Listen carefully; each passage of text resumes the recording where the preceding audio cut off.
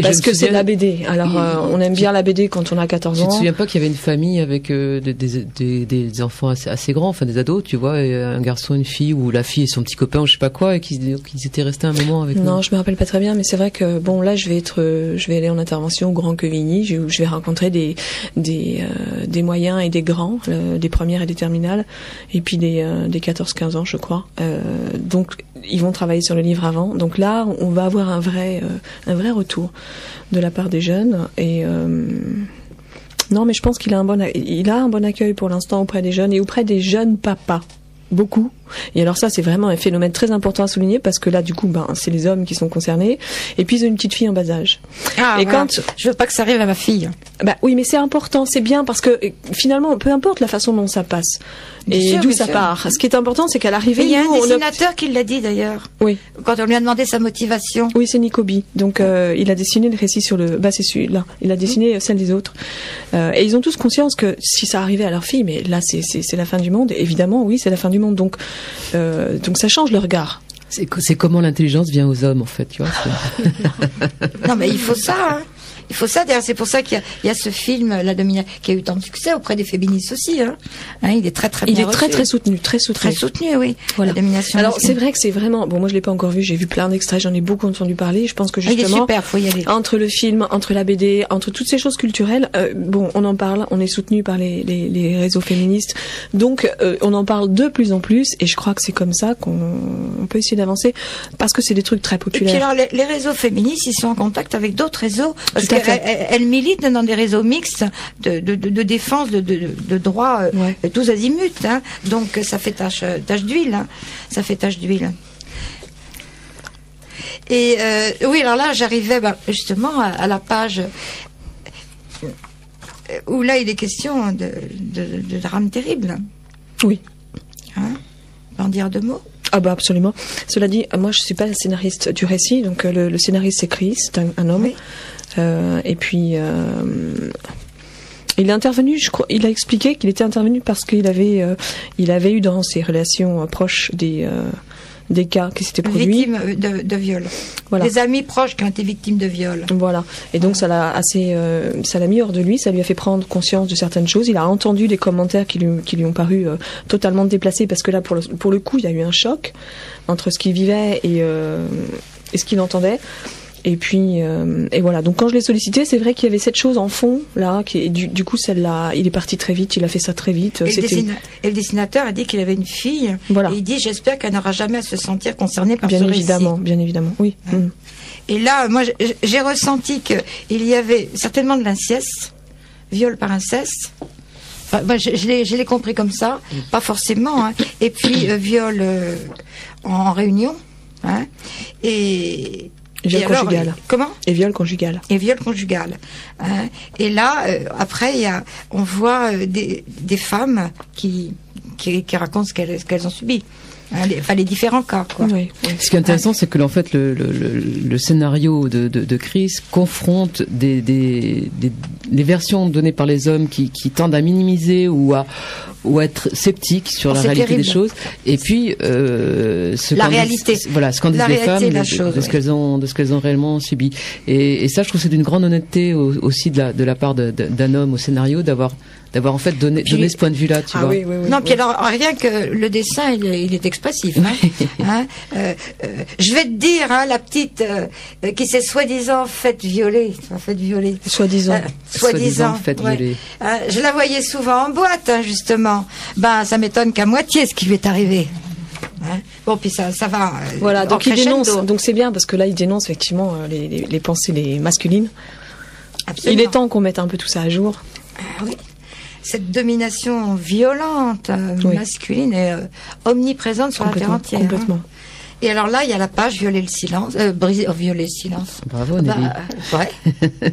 Briser. C'est pas la peine de faire des livres comme ça. Briser le silence, ce que tu fais. Voilà, briser le silence. Il faut parler, dénoncer, porter plainte. Voilà, avec des adresses. C'est ça qui est important aussi. Oui. C'est que là, il y a plein de références. C'est un outil. Voilà, donc j'en profite quand même pour répondre aussi à un internaute, par exemple, qui est intervenu dans un forum et qui dit ce livre me met mal à l'aise, je me sens agressée en tant qu'homme, dans ma condition d'homme, quand je termine de lire le livre, j'ai honte et en plus ça n'apporte aucune solution, ce qui est absolument faux. C'est un livre qui apporte énormément de solutions, ne serait-ce que sur le chapitre sur l'excision. On explique quand même qu'il existe aussi la chirurgie réparatrice. Je dis que c'est pris en charge par la sécurité sociale parce qu'il faut quand même le savoir. Et puis toutes ces pages de mots-clés avec les adresses, tout ça, ce sont des solutions parce qu'on peut téléphoner. Téléphoner, c'est déjà un premier pas vers une issue. Donc non, ça, moi, je n'admets pas qu'on dise ce genre de propos. Donc voilà, j'en profite pour le dire. Et ils se reconnaîtront. Je leur ai déjà fait part de mes mécontentements par mail privé. Voilà. Mais il y en a beaucoup qui ont la cervelle en peau de zob. Hein. C'est dommage, oui, c'est vraiment dommage. Hein, je suis un peu brutale, mais bon, c'est vrai. Hein. Et ils le sont. Là, ce ne sont que des mots. Non, hein. mais c'était aberrant. Donc. Oui, arrête de violer le silence, Nelly, s'il te plaît. Et là, il y a un long récit, c'est elle, de Isabelle Bautian et l'illustratrice Rebecca Morse. Alors, ça m'a gênée Isabelle Bautian parce qu'elle a dit « Je ne suis pas féministe, je ne me suis jamais sentie femme et les agressions dont ces dernières sont victimes ne me touchent pas plus que celles subies par n'importe quel individu opprimé. » Non, alors là, ça me dérange. Non, pas du tout. Alors elle a voulu... Non, pas du tout. Alors il y a une chose qui est importante justement, et c'est très intéressant justement ce qui se passe dans le collectif, c'est qu'il y a eu une auteure qui est vraiment, mais alors très représentative. Elle a 30 ans, elle est toute jeune, et elle représente toutes celles qui ont une image comme ça très poussiéreuse du féminisme. Et j'ai peur, c'est très agressif, c'est des sorcières, c'est des méchantes, elles vont me manger. Bien sûr que c'est pas vrai. Dans notre manif, là, qu'est-ce qu'on s'est marré. Absolument. Mais Isabelle est représentative d'une génération, et ça, c'est très important.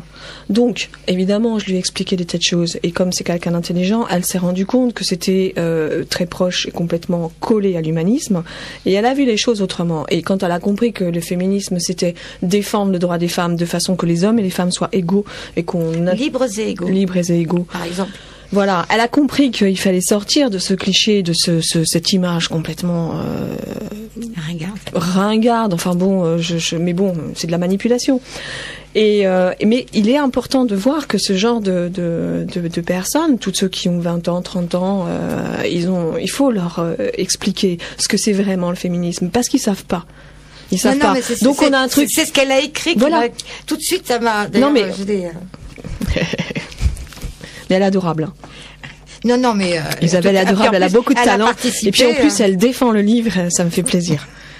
Mais puis l'histoire est bien racontée. Ah, magnifiquement bien. Elle a bien perçu le truc. C'est terrible. Puis elle a bien mieux. Là, c'est le harcèlement au travail. Tout à fait. Donc il fallait quand même qu'on en parle aussi. Il n'y a pas que les coups. Hein. Voilà.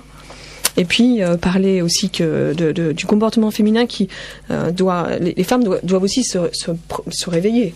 Ne pas forcément se soumettre, ne pas forcément avoir peur, enfin en tout cas essayer de combattre cette peur. Oui, mais il y en a qui sont tellement détruites qu'elles n'ont plus la force. Non, mais je parle pour les petites jeunes qui démarrent dans la vie, pas acceptées, voilà. Donc c'est pour dire. Et à chaque fois, c'est briser le silence, pardon. Il y a les enquêtes aussi, a permis l'enquête de l'ANVEF de 2000 et encore qu'elle est sous-estimée, elle est sous-estime largement. Oui, mais depuis on a plein de chiffres. Oui, oui. En 2007, 166 femmes sont décédées sous les coups de leur conjoint, alors qu'en 2006, 137 seulement. Enfin, c'est tous les 2 jours et demi qu'il y en a une qui décède en France. Hein. Donc, il y a les numéros d'urgence, il y a tout. Hein. Il y a toute la marche à suivre. Et ça se termine par un très très beau récit qui est long d'ailleurs. Hein. Donc c'est le récit le plus long. Alors, on l'a pas fait exprès. Les auteurs, le dessinateur et le scénariste sont partis tout seuls sur un texte. Et voilà, donc ils sont partis sur le témoignage de Marie Moinard. Voilà, bon, donc j'ai écrit mon témoignage parce que le bouquin est entièrement conçu et construit sur de l'authenticité. Donc c'est pour dire, allez, maintenant c'est bon, on parle, on explique, il faut surmonter la honte, il faut surmonter la peur. Et puis on n'est pas tout seul, il faut briser le silence, il faut se diriger vers les autres. Et donc il y a tout un tas il faut échanger. Il faut échanger beaucoup. Voilà. Alors, mais les auteurs ont pas savaient pas qu'il s'agissait de moi. Donc quand ils l'ont écrit, ils sont partis.